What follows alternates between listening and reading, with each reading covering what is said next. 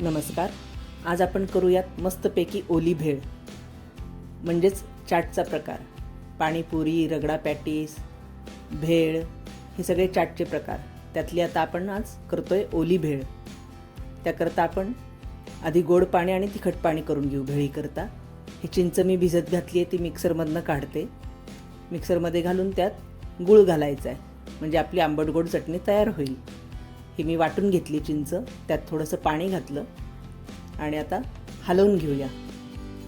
हे पूर्णपणे काढल्यानंतर आपण ती चाळणीतनं गाळून घेऊ, म्हणजे आपल्याला चिंचेचा पूर्ण उपयोग करता येतो.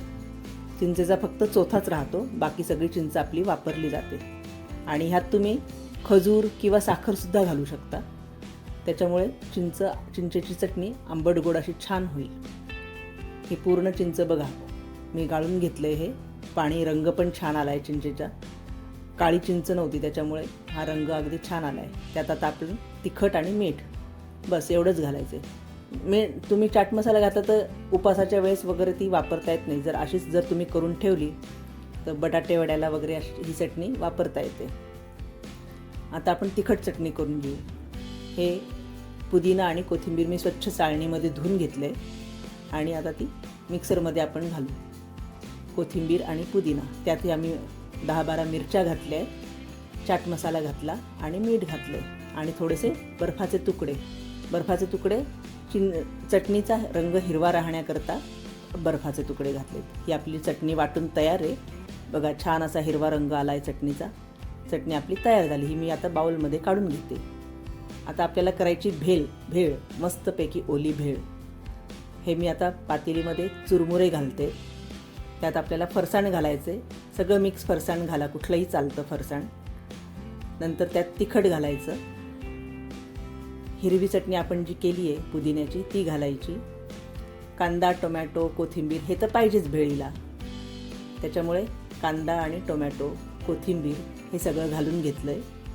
आणि मस्तपैकी कैरी, कच्ची कैरी, हा काय मस्त लागते. चाट मसाला आणि हे आपलं गोड पाणी, चिंचेचं आत्ता आपण जे केलं ते गोड पाणी, म्हणजेच ओली भेळ आपली तयार होईल पाणी घातल्यामुळे.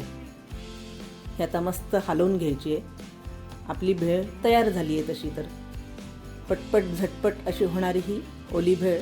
सगळं आपलं चिंचेची आणि तिखट चटणी जर आपली तयार असेल तर तुम्ही कधीही करून खाऊ शकता.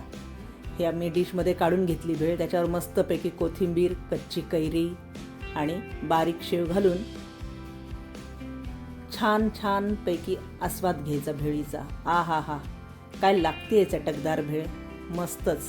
तुम्हीही नक्की करून बघा. आवडल्यास लाईक, कमेंट आणि शेअर करा. थँक्यू. माझ्या इतर रेसिपी पाहण्यासाठी स्क्रीनवर दिलेल्या व्हिडिओवर क्लिक करा.